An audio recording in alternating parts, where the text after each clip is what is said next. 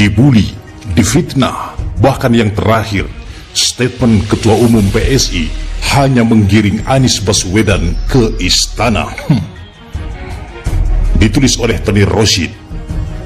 Ramai statement giring Ganesha saat pidato di depan Jokowi. Di hari ulang tahun PSI ke-7 itu, giring Ganesha bilang, Indonesia jangan dipimpin oleh pembohong pecatan Jokowi. Publik paham yang disasar giring adalah Anies Baswedan. Sontak semua pendukung Anies Baswedan marah.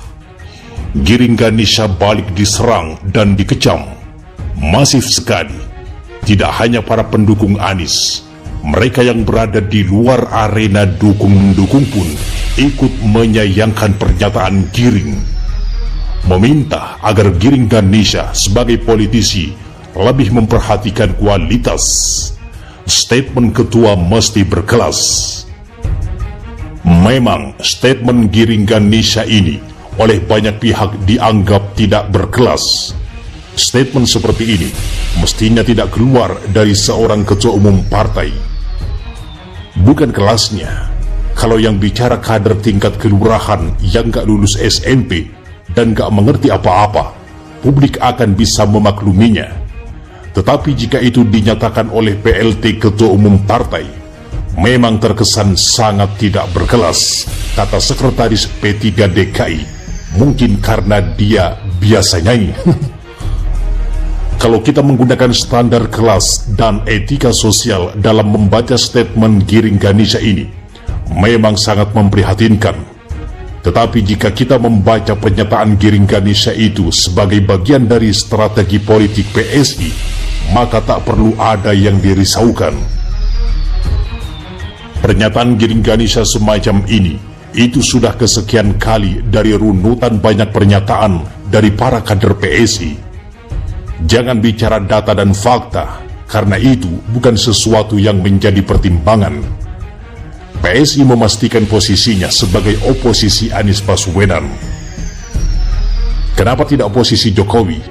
PSI tidak punya anggota DPR RI, tidak punya anggota legislatif di pusat. Di sisi lain, PSI harus memiliki eksistensi yang tersosialisasi ke publik. Artinya, publik harus tahu kalau PSI itu masih ada. Ini taruhan untuk masa depan elektabilitas dan PSI itu sendiri sebagai partai yang ingin menjadi peserta pemilu 2024. Strategi yang dipilih oleh PSI adalah menjadi oposisi Anies Baswedan. Maka menyerang Anies Baswedan ini nggak ada hubungan dengan perasaan like or dislike, tetapi ini mungkin hanya soal strategi. Kalau ada keterlibatan perasaan, itu hanya efek sampingan.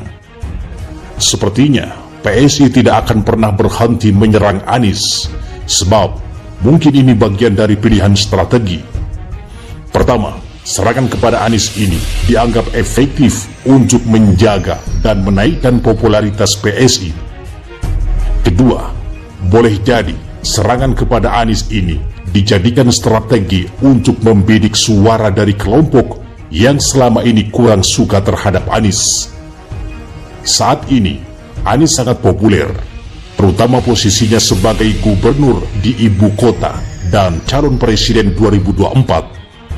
Maka menyerang Anies Baswedan ini akan mendapat tumpangan untuk ikut populer. Jika Anda ingin populer, jalan termudah dan paling cepat adalah menyerang orang yang sudah populer. Ini teori klasik yang masih terus berlaku hingga hari ini. Sebagai partai yang memiliki 8 anggota DPRD di DKI, PSI punya legitimasi untuk mengkritisi Anies. Inilah peran controlling anggota legislatif. Kritik atau fitnah, publik paham soal itu. Kritik itu berbasis data. Kalau fitnah itu nggak perlu, atau bahkan kontra data, hanya itu bedanya. Kenapa yang paling kritis justru Ketua Umum PSI dan kader di luar legislatif? Lagi-lagi, ini hanya soal strategi branding. Semakin besar reaksi terhadap pernyataan kader PSI, Ini tandanya bahwa umpan mereka berhasil. Giring juga kader PSI yang lain hanya petugas partai. Mereka hanya menjalankan tugas sesuai dengan pilihan strategi yang mungkin mereka anggap efektif. Pilihan strategi PSI, kalau memang benar, ini tidak hanya menguntungkan bagi PSI sebagai partai yang berupaya merangkak untuk bisa ikut berlaga di pemilu 2024, tetapi juga menguntungkan bagi Anies. Semakin banyak yang menyerang dan black camping Anies Baswedan, maka semakin besar gelombang empati, simpati, dan dukungan terhadap Anies Baswedan. Mendengar statement Giring Ganesha kemarin, saya menduga Anies Baswedan akan senyum-senyum saja. Dan ini jadi kebiasaan Anies, selalu senyum setiap kali diserang dan dibully. Di balik senyum Anies Baswedan ini ada hikmah yang besar, yaitu Anies makin lapang jalannya menuju ke istana. Anies Baswedan menjadi kandidat terkuat untuk memenangkan Pilpres 2024. Pemimpin dari berbagai negara pun menghormati Anies Baswedan. Gelora.co, pengamat politik M. Jamiluddin Ritonga menyebut Gubernur DKI Jakarta Anies Baswedan menjadi salah satu kandidat terkuat yang bisa memenangi Pilpres 2024. Kemunculan relawan pendukung Anies Baswedan untuk maju di pemilihan presiden 2024 cukup beralasan. Salah satu relawan yang muncul berasal dari relawan yang mengatasnamakan dirinya Aliansi Nasional Indonesia Sejahtera Anies. Ia pun mengatakan bahwa Gubernur DKI Jakarta itu memang pantas didukung relawan karena salah satu kandidat yang terkuat yang bisa memenangi Pilpres 2024. Oleh karenanya sangat wajar bila ada dorongan dari masyarakat agar Anies Baswedan ikut bertarung di 2024. Pilihan relawan Anies untuk mendukung Anies Baswedan tentu sangat logis, sebab Anies Baswedan adalah salah satu capres yang sangat potensial untuk memenangkan Pilpres 2024, kata Jamiluddin dalam keterangan tertulisnya pada Rabu 20 Oktober.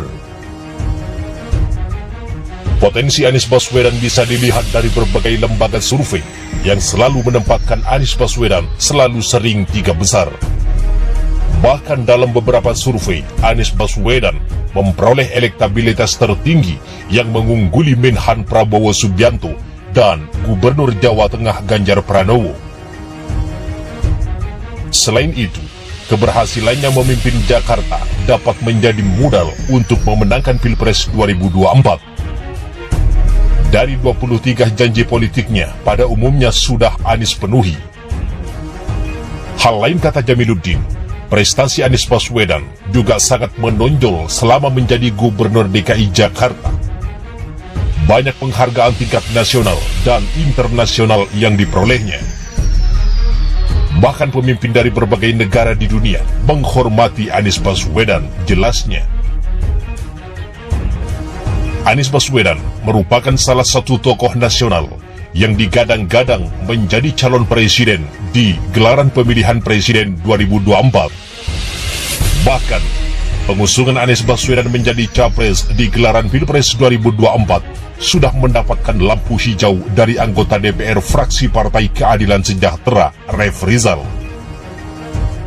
Ia berharap pria yang kini menjabat sebagai Gubernur DKI Jakarta itu menjadi Presiden Republik Indonesia tahun 2024. Insya Allah, Anies Baswedan tahun 2024 menjadi Presiden Republik Indonesia, kata Rev Rizal, seperti dalam cuitannya yang dikutip Gela Media pada Minggu 3 Oktober lalu. Di sisi lain, ia juga meminta rakyat Indonesia untuk senantiasa mendukung dan mendoakan Anies Baswedan agar menjadi Presiden RI tahun 2024. Mohon dukungan dan doanya, kata Rev Rizal. Rev Rizal tidak serta-merta melontarkan dukungan kepada Anies tanpa alasan yang jelas.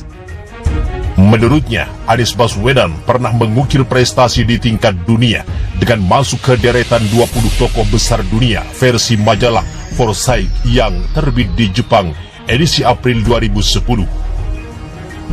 Selain nama Anies Baswedan, terdapat pula nama Vladimir Putin, Hugo Chavez, David Miliband, Rahul Gandhi, hingga Paul Ryan dalam deretan tersebut. Majalah tersebut memilih Anies Baswedan karena mantan Menteri Pendidikan dan Kebudayaan itu dikenal sebagai Muslim moderat yang memiliki sikap tidak memihak terhadap kekuatan politik tertentu. Anies Baswedan merupakan seorang Muslim moderat yang tetap konsisten untuk tidak memihak pada kekuatan politik tertentu, tulis majalah tersebut. Bahkan, majalah tersebut memprediksikan Anies Baswedan akan menjadi calon pemimpin Indonesia di masa depan.